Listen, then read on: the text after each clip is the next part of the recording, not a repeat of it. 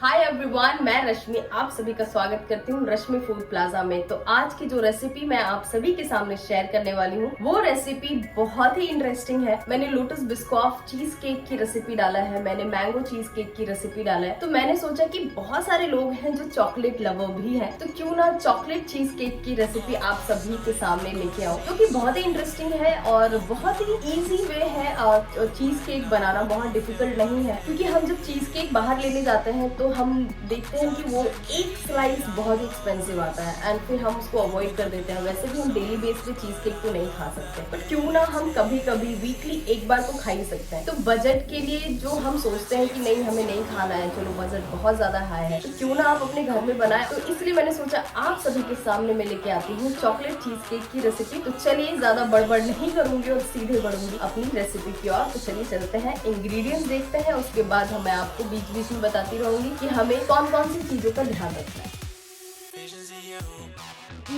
ये जो बेस के लिए हम इस्तेमाल कर रहे हैं ये क्रैकर्स बिस्किट है। आप चाहो तो इसकी जगह आप डाइजेस्टिव बिस्किट भी इस्तेमाल कर सकते हो, और अगर आप चाहो तो ओरियो का भी बेस बना सकते हैं। ये जो फ्लेवर है वो कॉफी का फ्लेवर है, आप इसकी जगह चॉकलेट फ्लेवर भी यूज कर सकते हैं। मुझे ये कॉफी का फ्लेवर बहुत अच्छा लगता है चॉकलेट चीज केक में, इसीलिए मैं ये thin coffee cracker biscuit use कर रही हूँ। चलिए अब हम इसको एक ग्राइंडर की हेल्प से ग्राइंड कर लेते हैं। आप चाहो तो इसको एज अ प्लास्टिक बैग में डाल के आप इसको अच्छे से क्रश भी कर सकते हैं। तो चलिए चलते हैं। ये मैंने जो बिस्किट है उसका बहुत ही अच्छे से मैंने इसको ग्राइंड कर लिया है। अब हम इसके अंदर डालेंगे 1 टेबलस्पून कोकोआ पाउडर। हम इसको अच्छे से मिक्स करेंगे। कोकोआ पाउडर हम सिर्फ और सिर्फ चॉकलेट फ्लेवर डालने के लिए इसमें डाल रहे हैं, और ये बहुत ही स्वादिष्ट और बहुत ही अच्छा टेस्ट आता है। इसको हम बहुत अच्छे से मिक्स कर देंगे।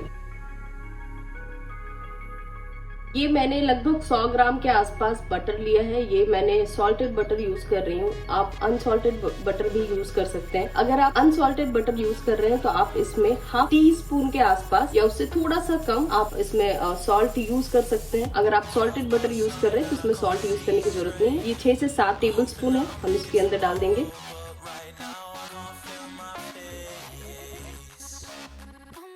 इन सारी चीजों को हम अच्छे से मिक्स करेंगे। ये देखिए मैंने बहुत अच्छे से मिक्स कर दिया है। अब हम इसको टिन में ट्रांसफर करेंगे। ये हम टिन कैसे यूज करेंगे, अगर आप इसकी वीडियोस भी देखना चाहते हैं तो आप मेरे पहले के चीज केक का वीडियोस देख लें, इसमें मैंने आपको पूरा अच्छे से एक्सप्लेन किया है। टिन का जो शेप है वो हमें किस साइड किस डायरेक्शन में रखना है, ताकि वो स्मूथली जो हमारा चीज केक है वो बाहर निकल जाए। तो चलिए अब हम इसके अंदर अपने मिक्सचर को हम इसके अंदर डालते हैं।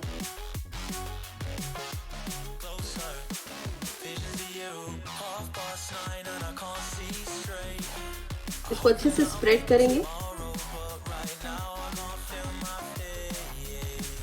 तो हमने अच्छे से स्प्रेड कर दिया है। अब हम इसको बिल्कुल हल्के हाथों से इसको अच्छे से प्रेस करेंगे नीचे की ओर। आप एक चम्मच की हेल्प से या कोई भी स्मूथ सरफेस का जो भी बर्तन होता है आप उसकी हेल्प से आप इसको अच्छे से प्रेस करें ताकि वो अच्छे से सेट हो जाए। अब हम एक मैशर की हेल्प से, जो कि सभी के घरों में अवेलेबल होता है, बिल्कुल अच्छे से हम इसको प्रेस करेंगे ताकि ये अच्छे से सेट हो जाए।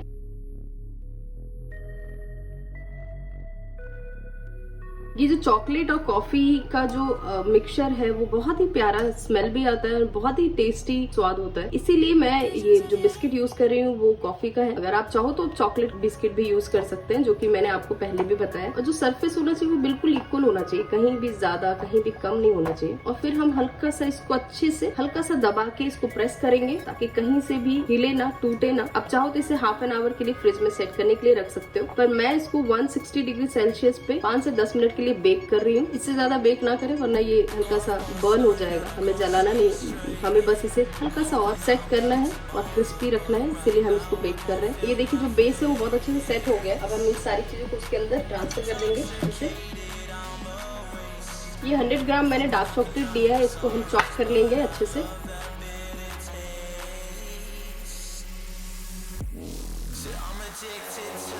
ये मैंने एक पतीला ले लिया है, इसके ऊपर हम डार्क चॉकलेट को ऐसे रख देंगे।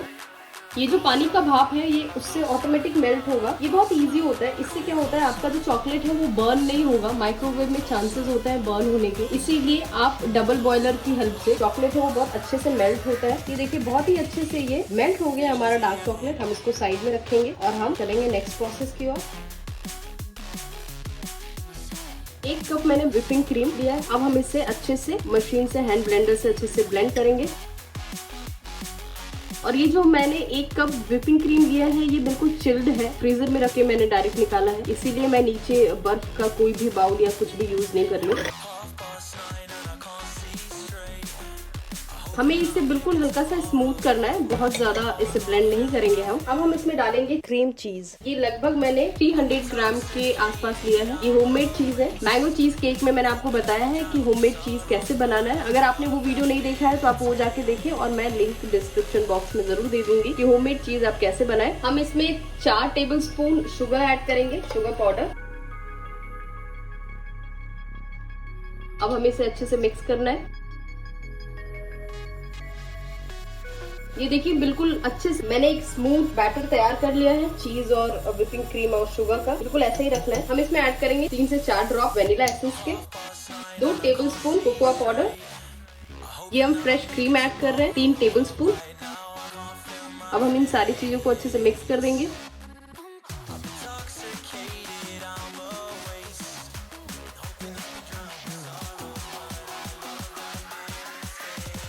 ये बहुत ही अच्छे से मिक्स हो गया है। सारी चीजों को मैंने बहुत अच्छे से मिक्स कर दिया है। शुगर आप चाहे तो थोड़ा ऊपर नीचे कर सकते हैं, मैं ज्यादा प्रेफर नहीं करती हूँ शुगर, इसलिए मैं 3 से 4 टेबल स्पून ही डाला है। ये देखिए ये बैटर बहुत अच्छे से मिक्स हो गया है। अब हम इसके अंदर अपने चॉकलेट गनाश को ऐड करेंगे जो मैंने पहले ही मेल्ट करके रख लिया है।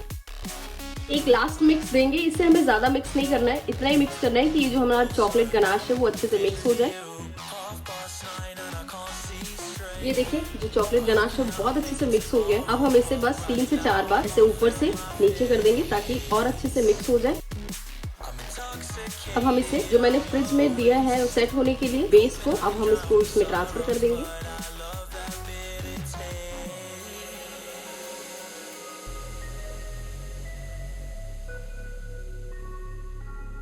इन सारी चीजों को हम इक्वल कर देंगे।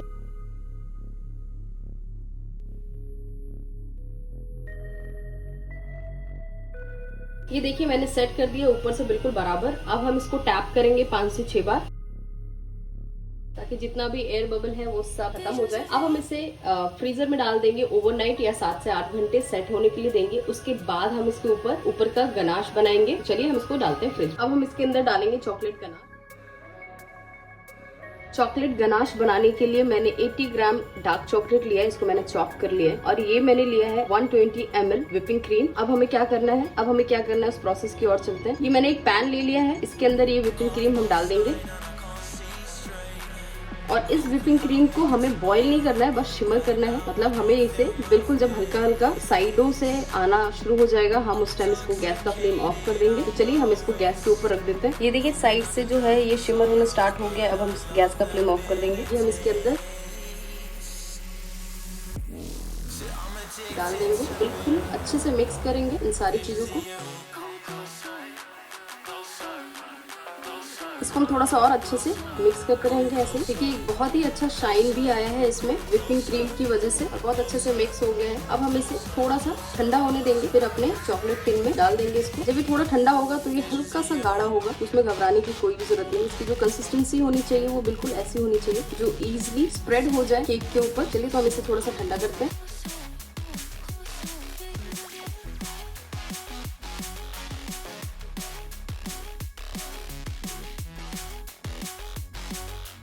ये देखिए बिल्कुल अच्छे से सारी साइडें बिल्कुल इक्वल अच्छे से स्प्रेड हो गई है। अब हम इसको डाल देंगे फ्रिज में और हम इसको सेट होने देंगे 2 से 3 घंटे के लिए। तो चलिए चलते हैं। क्योंकि जब गेस्ट आ रहे थे उस टाइम मेरे पास मात्र 4 से 5 घंटे ही थे, तो मुझे सेट करने के लिए मात्र 3 घंटे ही मिले थे, तो इसलिए मेरे पास ज्यादा टाइम नहीं था। बट टेस्ट वाइज कोई भी फर्क नहीं पड़ता है। कम टाइम के लिए जब हम इसे फ्रिज में रखते हैं सेट होने के लिए, ऐसा लुक आता है। सेट होने का टाइमिंग है वो कम से कम आप ओवरनाइट छोड़ दे, एटलीस्ट 8 से 10 घंटे उसको सेट करने के लिए छोड़ ही दे, तभी वो प्रॉपर सेट होता है। इट्स लाइक ओवरनाइट जब हम इसे सेट करने के लिए रखते हैं तब वो लुक कैसा आता है।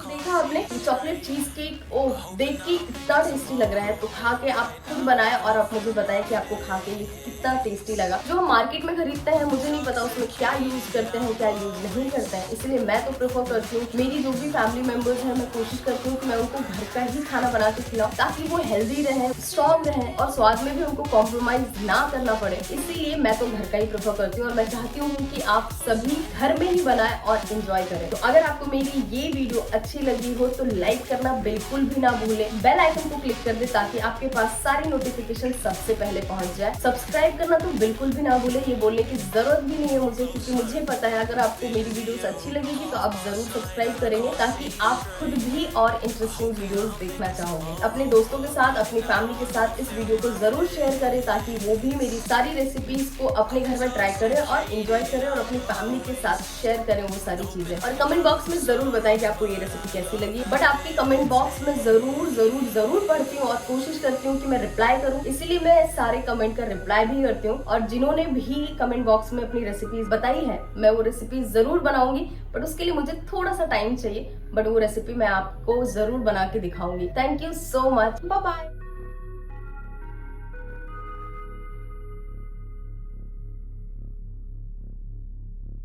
Visions of you.